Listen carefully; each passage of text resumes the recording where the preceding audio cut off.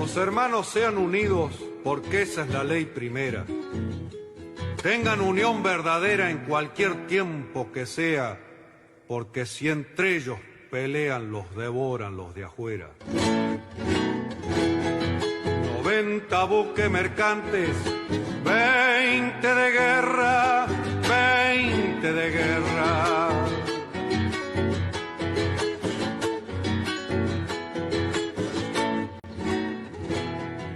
Vienen pechando arriba las aguas nuestras, las aguas nuestras.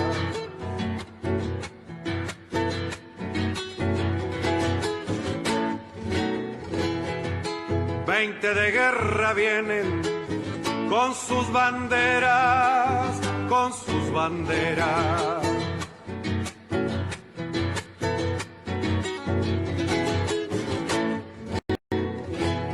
La pucha con los ingleses, quien los pudiera, quien los pudiera. Que lo tiro a los gringos, Unigran 7, navegar tantos mares, venirse al cohete que digo.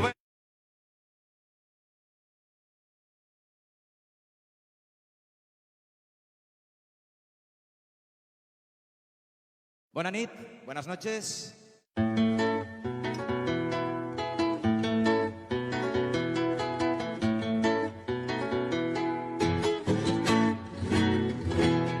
Los hermanos sean unidos porque esa es la ley primera.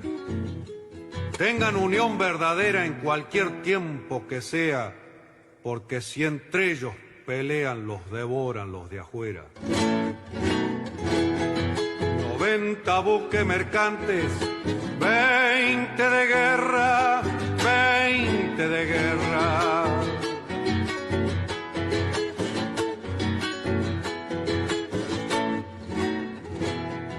Vienen pechando arriba las aguas nuestras, las aguas nuestras.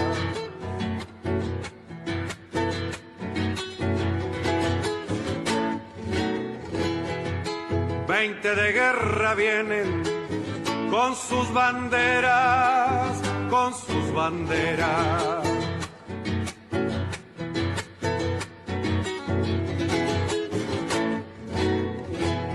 La pucha con los ingleses, quien los pudiera, quien los pudiera. Que lo tiro a los gringos, Unigran 7, navegar tantos mares, venirse al cohete, que digo venirse al cohete. Buenas tardes, queridos oyentes. Con los acordes y el canto del triunfo, La Vuelta de Obligado, de Miguel Brasco y Alberto Merlo, interpretado por este último, damos comienzo al programa 230 de Obligados a Volver. Programa que se transmite todos los sábados a las 18 horas. Y ahora, también, a partir de la semana que viene, también los miércoles a las 18 horas, por nuestra página en Facebook, Obligados a Volver, programa radial. Obligados a Volver.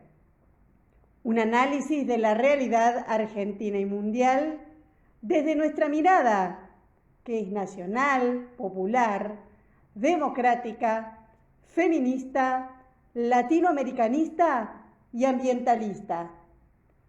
Obligados a volver, porque como dijo el general San Martín, cuando la patria está en peligro, todo está permitido, excepto no defenderla. Obligados a volver, porque un día de octubre de 2016, un grupo de veteranos activistas del movimiento nacional sintieron la necesidad de sumarse a la resistencia contra el régimen neoliberal macrista y decidieron volver a la militancia activa fundando este programa. Comité de dirección: Norberto Raful, Edgardo Margiota, María Graciela Zavala y quien les habla, Marina Martínez. En la operación técnica, Nicolás Rearte. A continuación, Norberto nos comentará, como suele hacerlo, el temario de nuestro programa de hoy. Buenas tardes, Norberto. Buenas tardes, Marina. Buenas tardes a todos, todas y todes los oyentes de Obligados a Volver. Temario del programa número 230. Como es habitual, lo organizamos en dos bloques. En el primer bloque arrancamos con las efemérides históricas que prepara Edgardo Margiota, y luego vienen las operetas, que son un resumen de los comentarios políticos de la prensa hegemónica cerrados el domingo 2 de mayo. A continuación, la política nacional con Carlos Olubica, con el cual cerramos el primer bloque. En el segundo tenemos la presencia de Salvador Escarpino con su comentario sobre la Argentina y la Federación Rusa. Le sigue la columna de género de Alejandra Benaglia con este tema para hoy: femicidios, la violencia que nos para. Y cerrando el bloque y el programa, la presencia de nuestro invitado especial, Carlos Caramelo, que nos va a hablar sobre a Larreta se le escapó la patineta. Dicho esto, ¿qué te parece, Edgardo, si arrancamos con las efemérides? Conocer el pasado para iluminar el presente y construir el futuro. Efemérides correspondientes a la semana que se inicia. 7 de mayo de 1919. Nace en Los Toldos, provincia de Buenos Aires, María Eva Duarte, conocida simplemente como Evita, la abanderada de los trabajadores. 7 de mayo de 1975 es asesinado por la AAA Alfredo Máximo Ongaro, estudiante, obrero, militante, hijo de Raimundo, secretario general de la CGT de los argentinos y carismático líder del gremio de los gráficos y del sindicalismo combativo, quien en esos momentos se encontraba encarcelado a disposición del Poder Ejecutivo. 7 de mayo de 1997 comienzan las puebladas en Tartagal y Mosconi, provincia de Salta, que culminarán el 14 de mayo de 1997 en el contexto de la privatización de YPF y con el antecedente de Cutralcó. Fueron un mojón ineludible de la resistencia al modelo neoliberal de los 90. Luego de la Asamblea Popular, la movilización comienza su marcha hacia la Ruta Nacional 34. Será el comienzo de una semana de protesta que resultará imprescindible para la historia de las luchas populares en la Argentina. 9 de mayo de 2012, Cristina Fernández de Kirchner promulga la Ley 26.743 de identidad de género, que otorga a todas las personas el derecho a adecuar toda su documentación al sexo, imagen y nombre de pila que desee, sin necesidad de recurrir a la justicia. 11 de mayo de 1974, muere acribillado a balazos por la AAA el padre Carlos Mujica al salir de la iglesia San Francisco Solano, donde acababa de celebrar una misa. El mártir de los pobres luchó incansablemente en las villas, adhirió incondicionalmente al movimiento de sacerdotes para el tercer mundo. Estaba totalmente comprometido con los pobres, a los que llamaba mis hermanos, y también comprometido públicamente con el peronismo.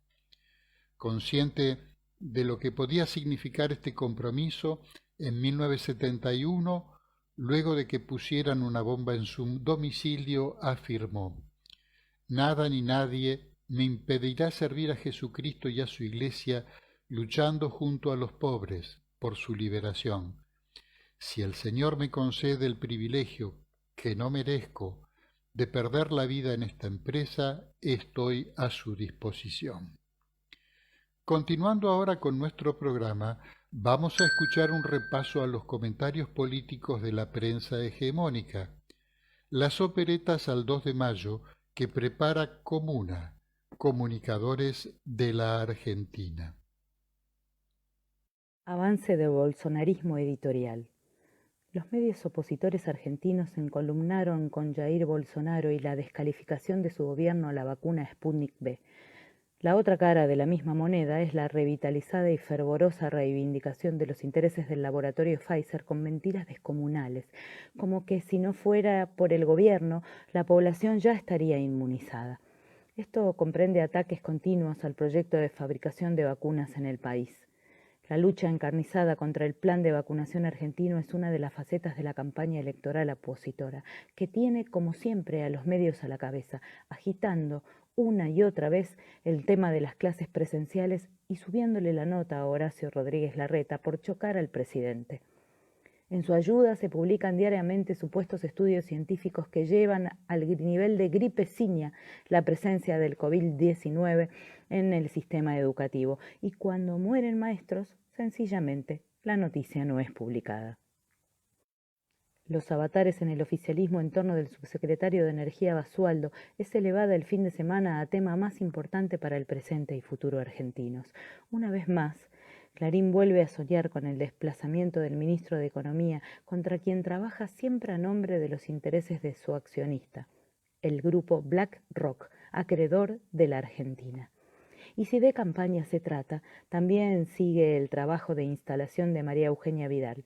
Clarín, Infobae y La Nación la entronizan el domingo en espacios de gran visibilidad, al publicitar su presencia en el programa de Legrand.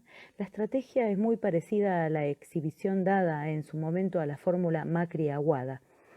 La ex gobernadora es puesta a relatar su nueva historia de amor, lo que motiva títulos rebosantes de ternura. El bolsonarismo editorial tuvo un capítulo el lunes en Clarín, cuando Sigal firmó una nota en la que define al interés del gobierno en fabricar una vacuna en el país como una obsesión, que como se sabe es una perturbación del ánimo y del entendimiento. Vaca lo escoltó el martes con una reivindicación ciega de la teoría de Larreta, según la cual el COVID-19 se para en la puerta de las escuelas y no se atreve a entrar. El miércoles, Clarín elevó a tapa el rechazo brasileño al Sputnik, convalidando en el título la versión bolsonarista, por falta de datos. Se basó en dichos de la Agencia de Medicamentos de Brasil, otrora reconocida por su trayectoria científica, pero ahora llevada de las narices a una afirmación carente de toda prueba, como luego terminó reconociendo Infobae. Morales Solá se identificó con el presidente ultraderechista ese día en La Nación. Le dio la razón al rechazar la Sputnik, negando que lo haya hecho por presión estadounidense. No obstante, lo peor de su nota es la descomunal distorsión de datos que armó para titular que la Argentina pudo ya estar inmunizada. Obviamente, dice una vez más que para ese fin debió haber acordado con Pfizer, al que le atribuye una provisión de dosis a Uruguay con una cifra completamente inventada. Infobae se sumó el miércoles a la consigna «El COVID no entra a las escuelas», afirmación hecha a nombre de expertos. Y Pañi en La Nación el jueves repitió la mentira sobre 2 millones de dosis de Pfizer en Uruguay, en verdad son 234.000, las que Argentina dejó pasar. Bolsonarismo al palo. Infobae tituló el jueves que la posición de Brasil contra Sputnik suma apoyos, aunque se trataba solo de declaraciones de 2 científicos, obvio, de Estados Unidos. El portal, también conocido como Info Miami, insistió el viernes en el tema, aunque ya con un matiz. La ciencia reclama a Brasil y Rusia que resuelvan las objeciones. Recién en últimos párrafos el lector puede saber que la objeción de la Agencia Brasileña de Medicamentos no se basó en una sola comprobación ni prueba, sino en una presunción o suposición. Siempre en la práctica de dictaminar las líneas de acción de la oposición política, Clarín dice el viernes por medio de Fernando González que Rodríguez Larreta se fortaleció gracias al enfrentamiento con el gobierno nacional. También La Nación dio con expertos que coincidieron en que el COVID se esfuma en las aulas. Lo publicó el viernes. Y ese mismo día, en que no hubo diarios impresos, incluyó una extensa nota en la que se anticipa a la postura de la ultra Bullrich sobre las escuelas secundarias. Un texto de Luciana Vázquez lo corre por derecha a Larreta y apela a razonamientos que volverían tímidos a pedagogos de hace un par de siglos. Dice, por ejemplo, que la autonomía adolescente es el trampolín para la deserción escolar y que la no vigilancia de madres y padres conduce a una soledad adormecida. Los títulos principales de estos 3 medios marcaron la estrategia de campaña de Juntos por el Cambio. La simulación de Larreta de desvelo por la educación contrapuesta a la figura del gobernador bonaerense Kicillof. Como lo dijo con inesperada claridad Pañi el jueves, Larreta no puede bajarse de la presencialidad, no importa la gravedad de la pandemia. Y así se llega al extremo del título de Infobae el sábado. Axel Kicillof no logró el cierre total, pero sigue imponiendo su peso en las decisiones de la presidencia. Las insistentes maniobras de propaganda para el laboratorio Pfizer y sus intereses no solo incluyeron la repetición sobre una negociación mal llevada. El miércoles Van der Kooi se pregunta si hubo error o premeditación para favorecer a AstraZeneca. La Nación, en tanto, siguió con sus reproches al laboratorio Richmond, que promete primero fraccionar y luego fabricar en la Argentina la vacuna Sputnik V. Su propietario, Figueiras, incurre en el delito de cercanía o amistad con peronistas. Aunque parezca increíble, Van der Kooi en Clarín y Morales Solá en La Nación vuelven a estampar el domingo el relato cotidiano a favor de Pfizer y contra las vacunas aplicadas en Argentina, buscando otra vez la desconfianza y el desaliento. Como ya se vio, estos escribas resolvieron correr despreocupadamente el límite del ridículo en sus diagnósticos y sentencias, sabiendo que al menos una parte de sus audiencias repetirán después fórmulas y enunciados que, a veces, hay que reconocerlo, son de gran efectividad. Estos días hubo al menos 2 muestras de esta práctica. En Clarín, Van der Kooi dice que Cristina Kirchner está en una virtual clandestinidad. En La Nación, Jacqueline tipió que no es que el presidente tenga diferencias con Larreta. Lo que ocurre, nos ilumina, es que se enoja con él, porque no puede enojarse con Kicillof y Cristina. Y Morales Solá hizo otro aporte. La ministra Bisotti, dice, carece de solvencia científica, en contraste con el ministro porteño Quirós. Esto fue Operetas, Comuna, Comunicadores de Argentina. Facebook, Comunicadores de Argentina. Twitter, @comuna RG.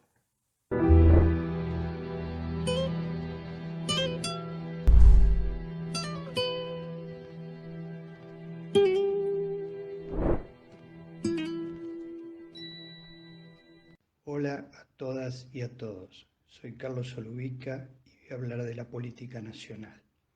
En el momento de realizar esta grabación son las 9 de la mañana del día martes 4 de mayo. Hoy vamos a hablar de números, ya que Horacio Rodríguez Larreta no se cansa de decir que todas las decisiones que toma en la ciudad de Buenos Aires son en base a los datos y la evidencia. Queremos mostrar justamente datos y evidencias. Primero tomaremos los gráficos elaborados por el senador correntino Martín Barrionuevo, uno de los más reconocidos difusores de datos sobre la pandemia, que muestran el cambio de tendencia de la curva de contagios a partir de las medidas oficiales dispuestas por los decretos de necesidad y urgencia del mes de abril.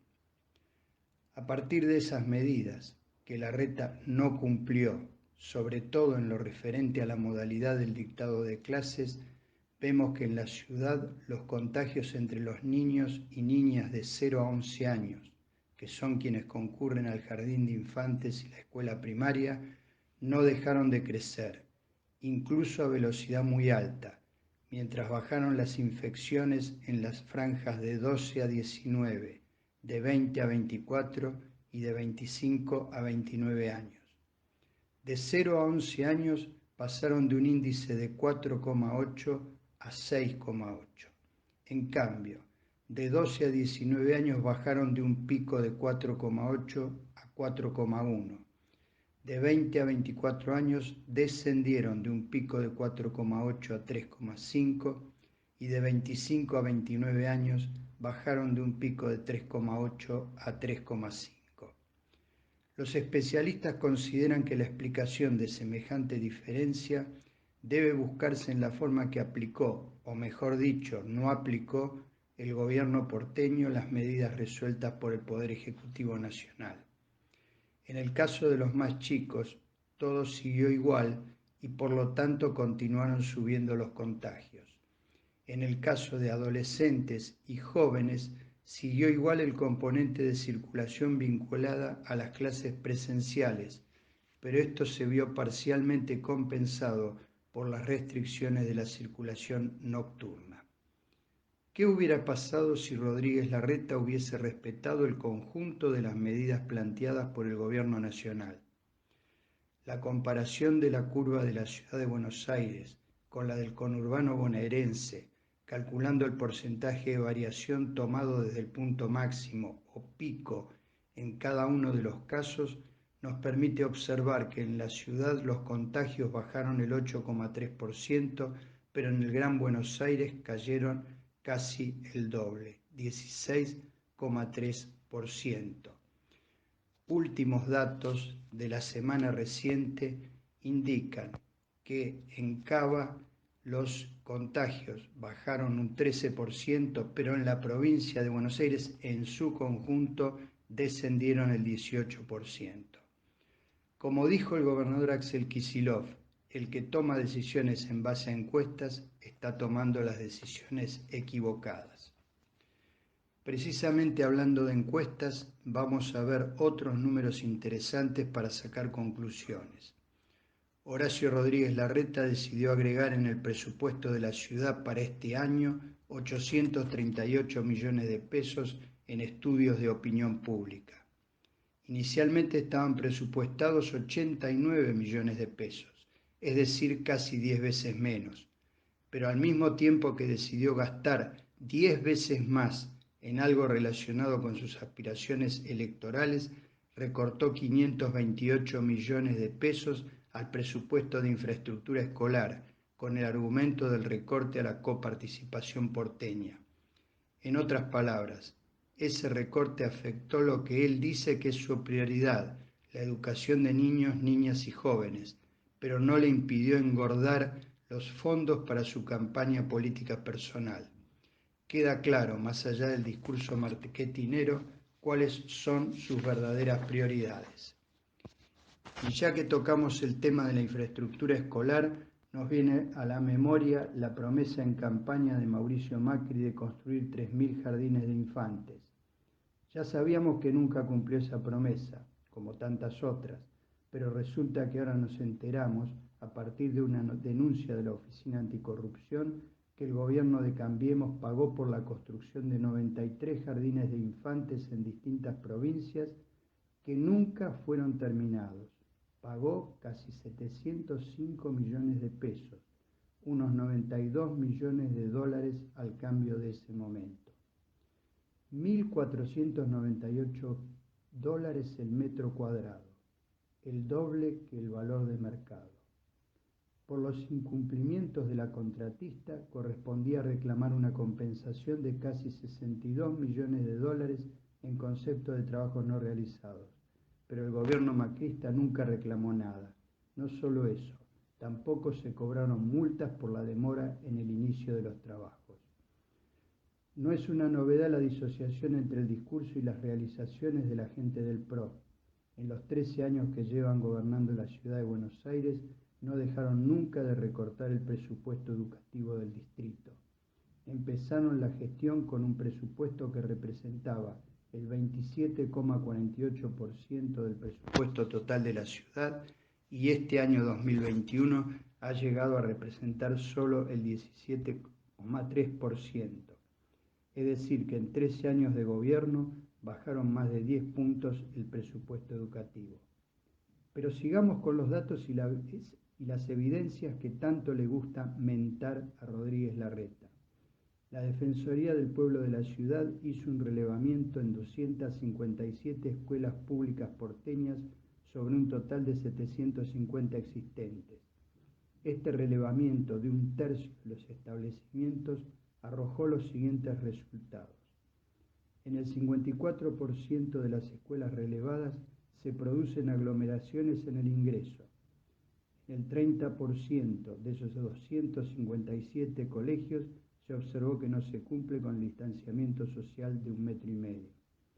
En el 23% no existen los mínimos y adecuados espacios al aire libre. 1 de cada 3 escuelas tuvieron que aislar al menos un aula o burbuja. En el último tramo del relevamiento, las escuelas con burbujas aisladas llegaron al 50% de los casos. La mayor proporción de aulas aisladas se produjo en el nivel primario, llegando a representar el 42% de las escuelas relevadas.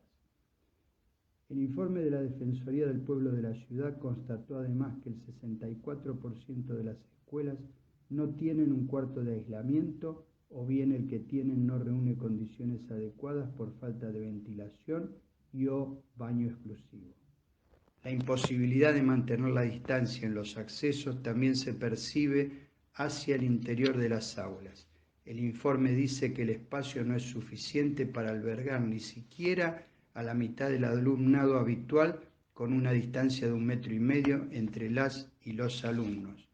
Pero Larreta y Acuña insisten tosudamente en clases presenciales todos los días, en todos los niveles y para todo el alumnado.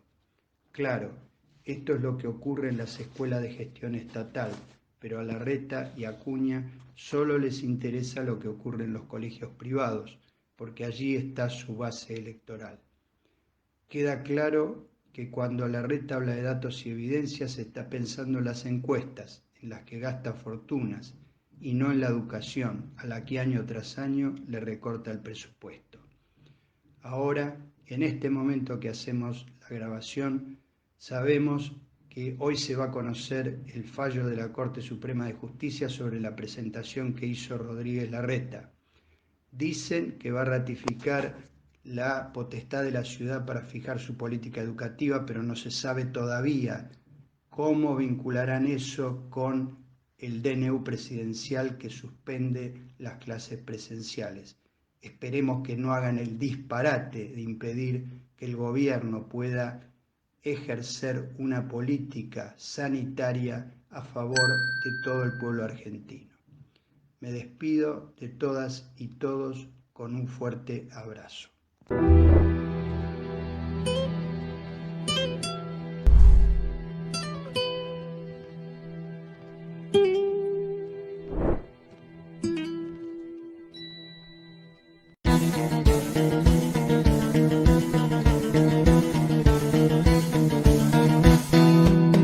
En Ciudad Gótica hay un enfrentamiento, es el Guasón contra el Capitán Beto. Dicen que fue un asunto de dinero, que la ciudad tenía que devolverlo. Eso al Guasón no le ha gustado nada, pues el dinero es la cosa más preciada. El capitán, con calma y picardía, tomó el dinero y se lo dio a la policía. Los amigos del Guasón están inquietos por decisiones que tomó el capitán Beto, que siempre piensa en la gente y en el otro. Y lo importante para el Guasón son los negocios.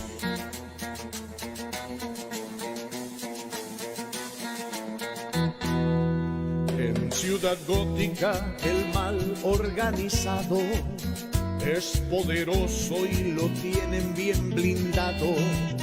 A la justicia le faltan el respeto. Algunos dicen que es por orden de Magneto.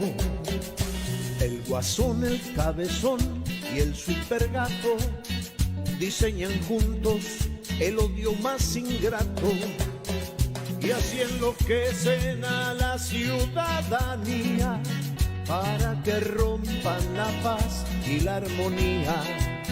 En Ciudad Gótica por suerte hay buena gente que no lo quiere al Guasón y se defienden.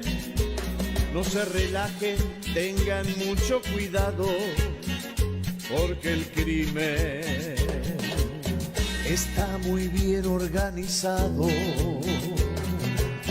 está muy bien organizado. Está muy bien organizado.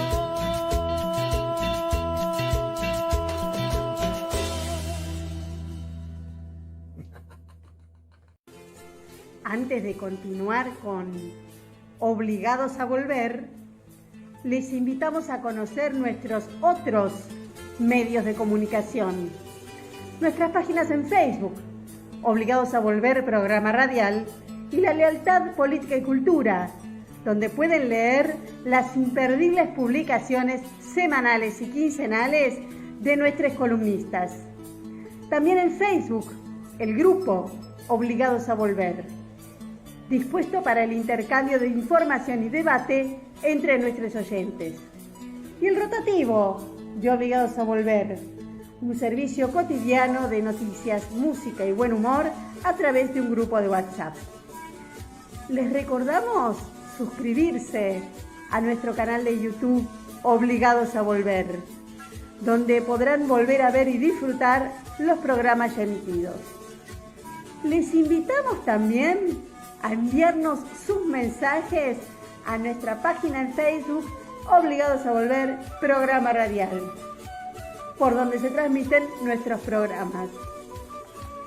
Obligados a Volver se solidariza con Milagro Sala, injustamente detenida desde enero de 2016, y con todos los demás detenidos y perseguidos por el régimen macrista y sus cómplices del sistema judicial, por la pronta liberación de los presos políticos.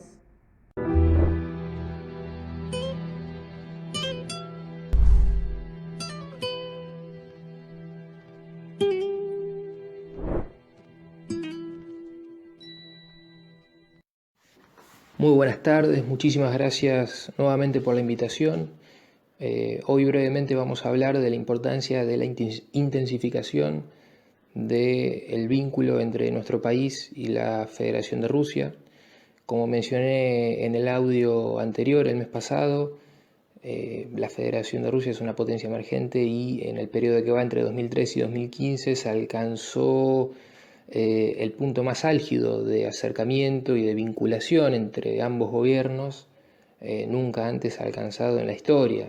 Estamos hablando de una historia de 136 años que se cumplen en 2021 del establecimiento de relaciones diplomáticas formales por allá en 1885 entre el gobierno argentino y el Imperio Ruso. Luego pasando por la etapa soviética, una etapa que no estuvo exenta de contradicciones, principalmente durante la última dictadura cívico-militar, en donde era una dictadura militar anticomunista y pese a que se piense que no hubo vinculaciones con los soviéticos, en el periodo de la dictadura cívico-militar se alcanzó el mayor acercamiento en términos comerciales con la Unión Soviética, producto del embargo cerealero que había impuesto el presidente estadounidense Jimmy Carter en 1979 a Moscú por la invasión a Afganistán. Entonces los soviéticos se habían desabastecido de granos y el régimen militar argentino aprovechó la ocasión, pese a que era anticomunista, y fue un gran negociado con las principales multinacionales que se encargaban de la venta de granos, como Cargill, como Bunge y Born, como Nidera Argentina, como Continental. Pero bueno, viniéndonos más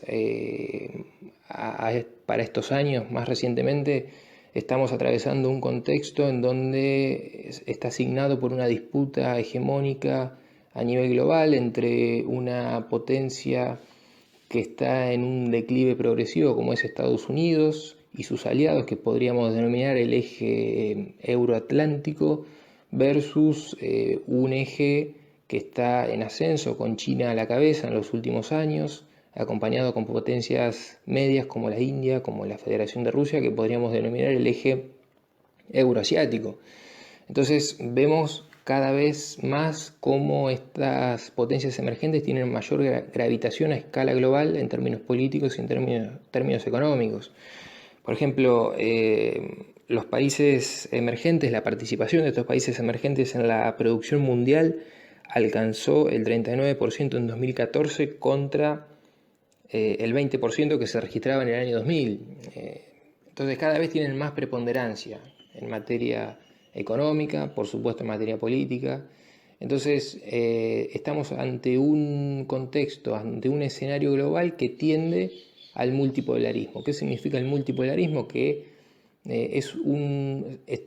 estamos ante la conformación de un nuevo orden mundial con múltiples polos de poder. Es decir, ya no va a haber un solo polo de poder, que era Estados Unidos y sus principales aliados de la OTAN desde la desintegración de la Unión Soviética hasta hace algunos años, sino que tenemos diversos bloques que pugnan por la hegemonía global. Y eso puede ser una oportunidad para una región como la latinoamericana, o puede ser también un gran desafío. Por eso la política exterior tiene que estar libre de todo prejuicio, no hay que sobreideologizar, no hay que alinearse automáticamente con un bloque ni con otro, sino hay que tener bien en claro qué es lo que nos hace falta, qué es lo que tenemos que defender, qué es lo que queremos ir a buscar al extranjero, y en base a eso negociar y pivotear entre los bloques que sea necesario para sacar el mayor provecho posible.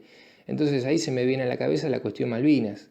Yo en el audio anterior mencioné la cooperación con la Federación de Rusia en materias de alta tecnología, principalmente la cooperación nuclear y la cooperación espacial, y mencionaba la importancia de la cooperación con la Federación de Rusia en estos sectores porque nos permiten la transferencia de tecnología que el resto de los países desarrollados la retasea o la escatima, y eso nos permite la posibilidad de salto tecnológico, con la posibilidad de generación de puestos de trabajo, con la utilización de mano de obra nacional, con la posibilidad de diversificar nuestra matriz energética a través de la energía nuclear, con la posibilidad de diversificar nuestra matriz productiva a través de la tecnología espacial, con la puesta en órbita de nuestros propios satélites, la comercialización de los datos y de la información que recopilamos en el espacio la podemos vender a otros países de la región.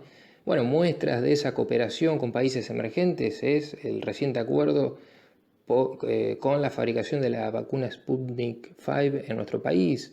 Entonces la Argentina se erige como plataforma de venta de una tecnología farmacéutica sensible, crítica, para toda la región. No es un dato menor. Pero bueno, ahora vamos a hablar brevemente de la cuestión Malvinas y del histórico reclamo argentino de soberanía sobre Malvinas, Georgias del Sur, Sandwich del Sur y los espacios marítimos circundantes. Dato no menor, la Federación de Rusia siempre apoyó ese reclamo argentino en todos los foros internacionales. Nuestro país, desde hace algunos años, gracias a su diplomacia activa, tiene el apoyo de todos los países del subcontinente latinoamericano y de los organismos que integran esos países, como la CELAC, la UNASUR, el Mercosur. También contamos con el apoyo de los 54 países de la Unión Africana, contamos con el apoyo del G77 más China, contamos con el apoyo de la Federación de Rusia.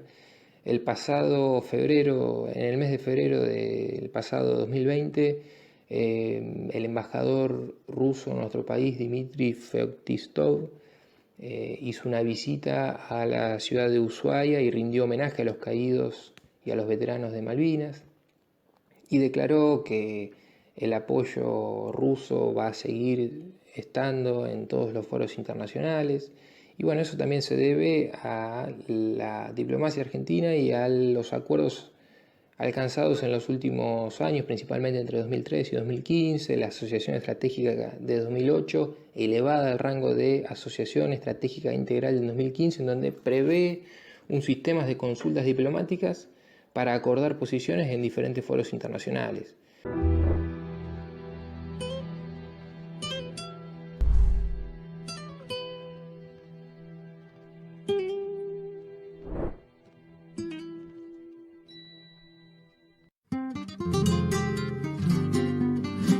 Pirincho tenía un deseo, mejor dicho tenía dos, ganar dinero a los pavos y estar en televisión. De joven fue periodista, pero ya se le pasó.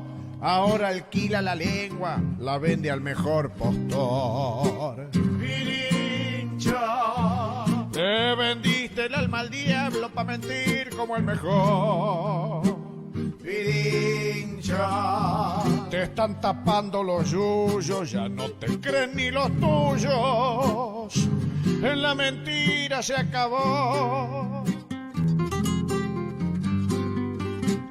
Pirincho se hizo el banana creyendo que era James Bond y andaba por la cornisa obedeciendo al patrón. Pero un día llegó ella, cuando Pirincho la vio, fue odio a primera vista y todo se le frunció. Pirincho, le vendiste el alma al diablo y el diablo se la quedó. Pirincho, tanto te asusta esa mina que si en la calle se arrima, te vas atrás de un botón. Pirincho trepó a la fama transando con el poder. Ellos le daban la data de él que había que joder. A la morocha divina por años la persiguió. Ella nunca le dio bola y el odio lo carcomió. Pirincho, le vendiste el alma al diablo y el diablo te abandonó. Pirincho, te anda rondando la cana y ahora pensás que macana. ¿Qué te pasó, Pirincho? La morocha te acostó.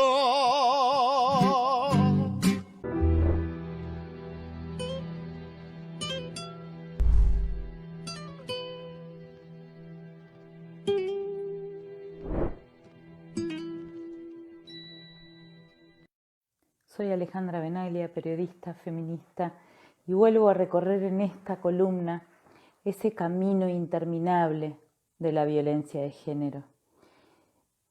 Este 1 de mayo, el Observatorio de Femicidios en Argentina, Adriana Maricel Zambrano, que dirige la Asociación Civil La Casa del Encuentro, dio a conocer un nuevo informe.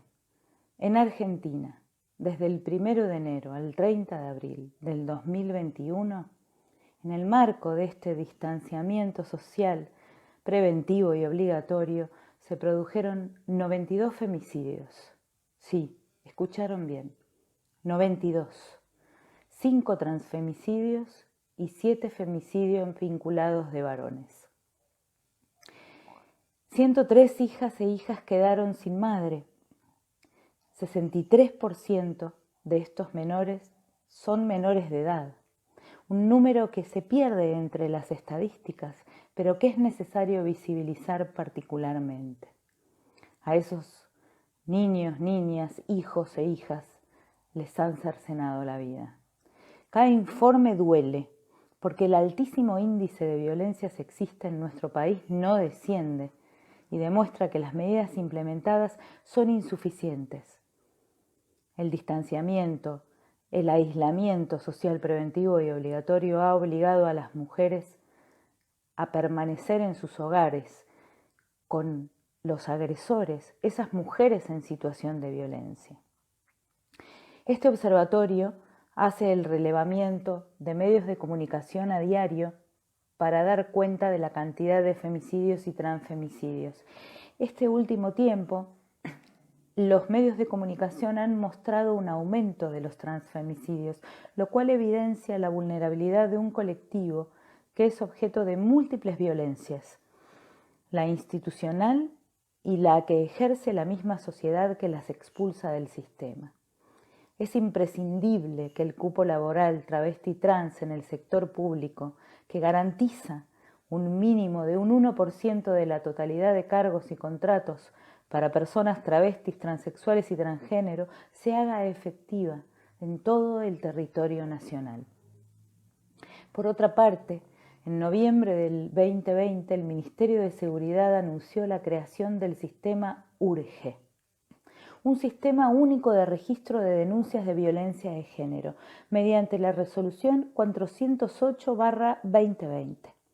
El mismo tiene entre sus objetivos la unificación de la totalidad de las denuncias por violencia de género formuladas en dependencias policiales y reunir en un solo sistema toda la información relevante de esas denuncias para lograr la inmediata vinculación del denunciado con denuncias previas.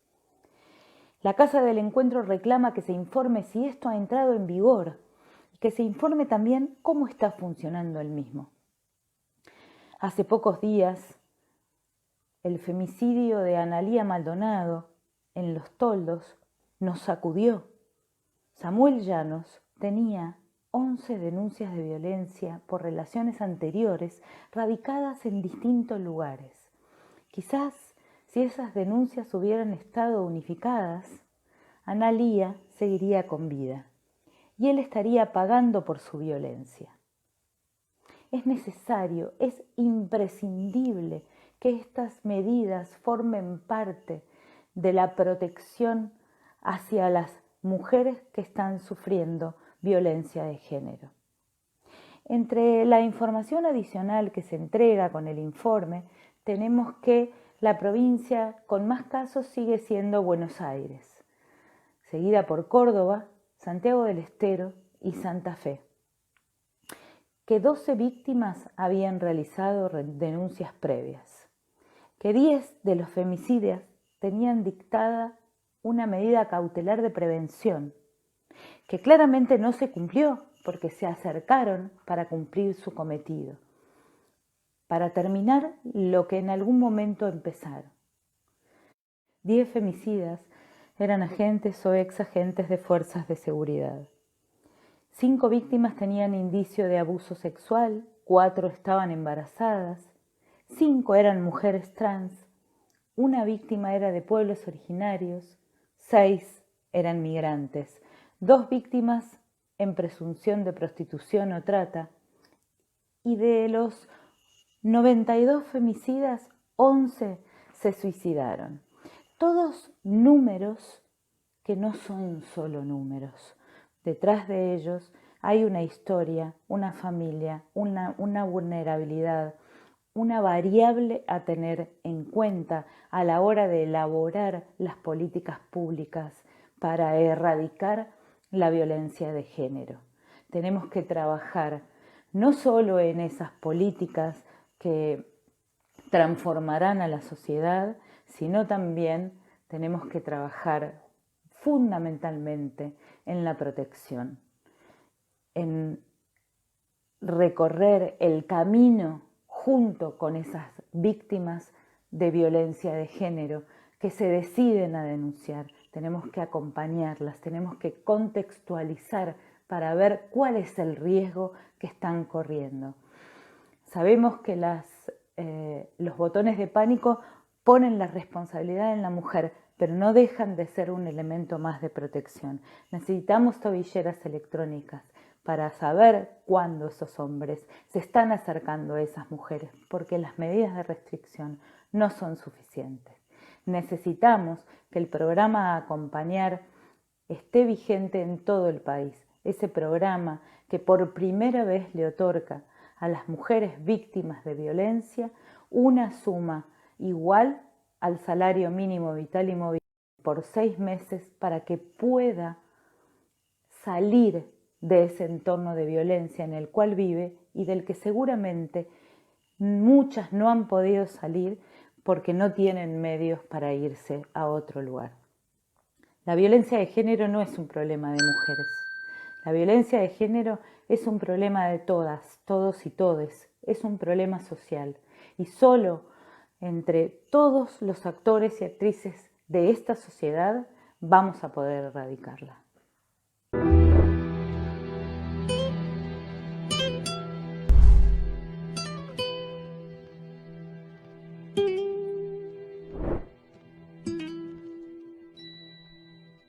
Venía rápido, muy rápido, y se le soltó el patín.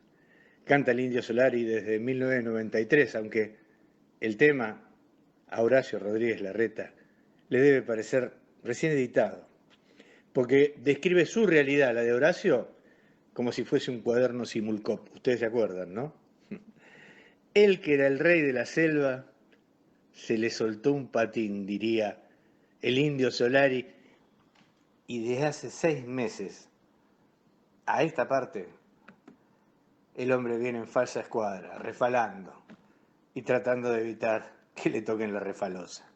El tipo se había puesto cómodo con sus 55 puntos en las últimas elecciones, la vagancia de Macri que anunciaba su 50ª vacación, el staff de malos tirando a peores dirigentes de Cambiemos y sobre todo con su bien aceitada y distribuida pauta publicitaria que para este año 2021 que corre va a superar los 2.400 millones de pesos.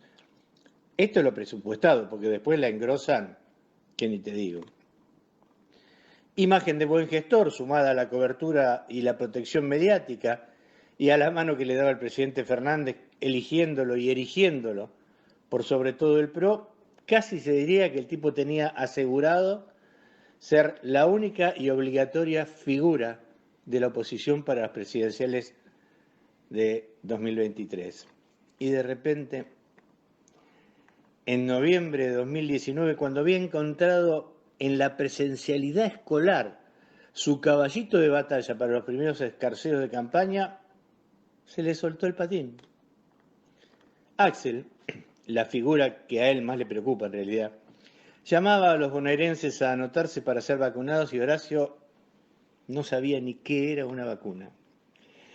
Cuando logró armar una idea para anotar a los mayores de 80 años, la provincia de Buenos Aires ya había vacunado a casi 300.000 y encima el primer día en la ciudad de Buenos Aires fue un caos.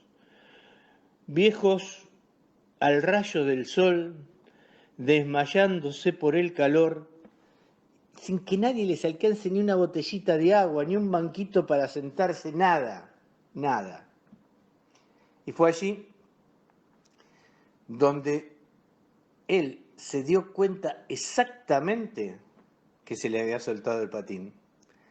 Porque esos medios que estaban para aplaudirlo, para halagarlo, e incluso para ocultar sus metidas de pata, no pudieron evitar mostrar a las señoras y los señores muy mayores siendo maltratados por el gobierno de Cava, que a la postre mostraba que no podía organizar ni una reunión de consorcio. Cuesta abajo desde ese momento.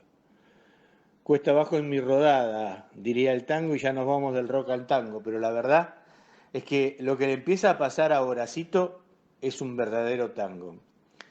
Él, que había sacado chapa de gran gestor, él, que había sacado, diría, imagen de que había gobernado Buenos Aires aún con Mauricio al frente o como jefe de gobierno, él empieza a equivocarse de una manera brutal, insiste con tratar de vender, vaya a saber el negocio, ¿no? Insiste con tratar de vender parte de la costanera norte, la parte en donde está toda la zona de boliches, insiste con un proyecto inmobiliario, como casi todos los proyectos de Rodríguez Larreta, mientras cientos, miles de porteños van a las audiencias públicas a decirle que no quieren, que quieren que allí se arme un parque, que quieren seguir teniendo acceso al río, pero él insiste y de nuevo los medios lo abandonan. Entonces rapidito, para que nadie se confunda, retoma la pelea por la presidencialidad, porque tenía miedo de que Patricia Bullrich pudiera apropiarse del tema y él quedara fuera de todo el negocio. Y ahí es donde los medios lo abandonan definitivamente.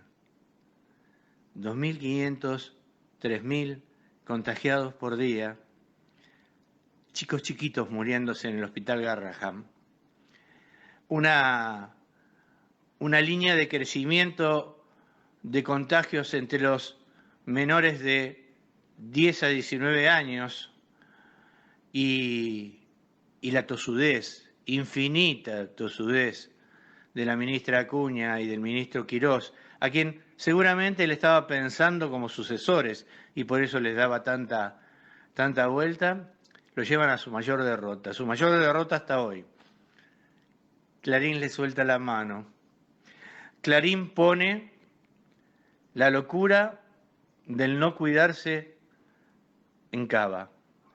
Clarín lleva a sus canales de televisión de todo el país una muestra distinta de la que había ocurrido desde hace varios años a esta parte de ese Horacio Rodríguez Larreta que quiere jugar en ligas mayores y que hasta ahora venía posicionado para que lo comprara el Barcelona. ¿Y sabe qué? Venía rápido, muy rápido, y se le soltó el patín.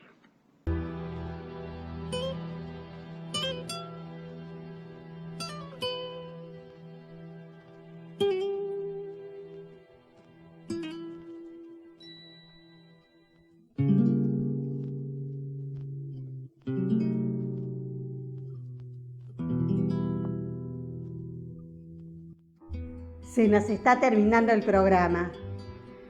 Agradecemos a nuestro operador, Nicolás Rearte, por su trabajo que nos permite salir al aire. A todos los oyentes por su atención, especialmente a los que ponen me gusta en nuestras páginas de Facebook.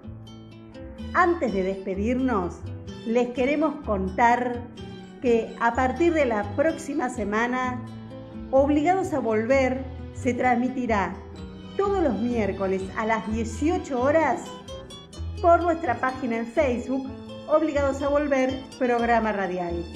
Y los sábados, también a las 18, como siempre, en esta misma página. Les esperamos entonces el próximo miércoles a las 18, aquí en Obligados a Volver, programa radial. Este fue otro programa de Obligados a Volver, acompañándoles en sus casas desde la de cada uno de los que hacemos este programa, cumpliendo las disposiciones del Gobierno Nacional en la lucha contra la pandemia.